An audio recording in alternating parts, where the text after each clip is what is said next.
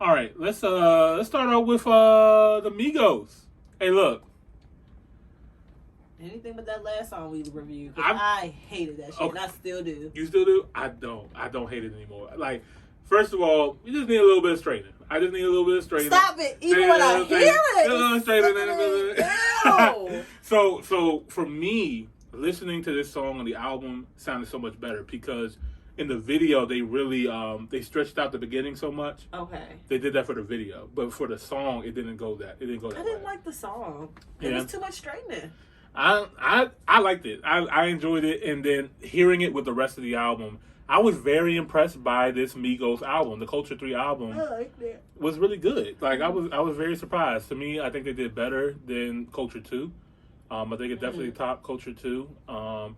And I was kind of rooting for them at first. You know what I mean? Like they were really trying hard to get the number one spot, but they came short to Polo G, who dropped his album as well too.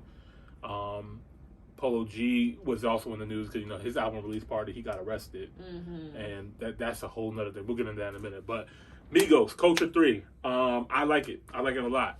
It doesn't feel as much as an album, more so like a compilation of hits. And for the most part, I would give it like. That's some Migos shit though. Yeah, because it's a group. I feel like it's kind of hard for them to really. They're so animated. They're very animated. And they're all over the place. Yeah, and you can tell that by the interviews too. Like they are always on them. You know what I mean? Like it's like I was watching the interview. I was like, wow, this sounds like an actual Migos record. Hearing them interview. Because their voices are their voices. They have 3 totally different personalities that blend so well that sound like their music. Right. So we're gonna go ahead. Let's see which record we'll listen to. We'll probably do Avalanche. Yeah, they be flagging. Yeah. We apologize, guys. Right. Check us out on our podcast platform. Yo, yeah.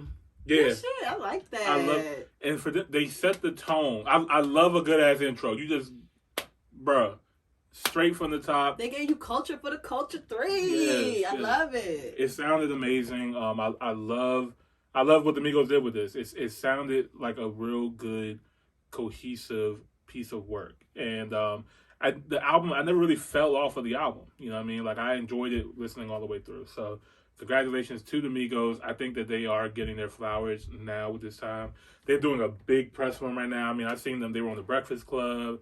They were on Big Boy's Neighborhood. They've been around. They've been around promoting this album. I mean, they've been quiet for a minute. I mean, it's only right. COVID kind of had everybody on quiet. Yeah, they did, and they were supposed to drop this. They were going to drop it sooner, but the pandemic obviously stopped them from doing it earlier because they make music for outside. You know what I mean? They make music for parties, festivals, all concerts. Performing. So, yeah, and I can only imagine what these shows are going to sound like live. Can't wait to hear it.